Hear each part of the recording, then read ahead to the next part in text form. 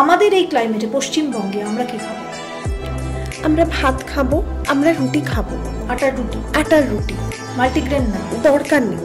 আমরা রুটিতে কি আছে? গ্লুটেন, যে প্রোটিনটা থাকে গমে সেটা হচ্ছে গ্লুটেন।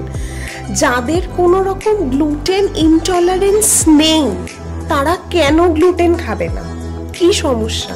আমরা হয়তো সারাদিনে একবার খেলাম, হয় ব্রেকফাস্টে খেলাম, বা যাদের লাঞ্চে ভাত নিয়ে যাওয়ার অপশন নেই বা খেলামই না, এরকম নয় যে আমাদের স্ট্যাপল ফুড রুটি, সেটা নয়। তো আমরা যে পরিমাণ খাই সেই পরিমাণ রুটি যদি আমার কোনো রকম গ্লুটেন ইনটলারেন্স না থাকে তাহলে আমি কেন খাবো না? কি সমস্যা? একদম। এই যে মাল্টিগ্রেন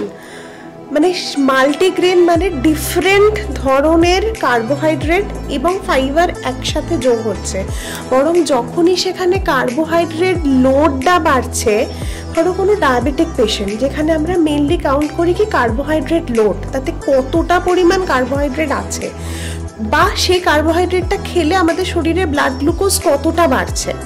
তো সেই জায়গাতে যখনই আমরা মাল্টিগ্রেন খাচ্ছি, বিভিন্ন ধরনের কার্বোহাইড্রেট এক হচ্ছে, সেটা বিভিন্ন জনের শরীরে বিভিন্ন রকম এফেক্ট করতে পারে।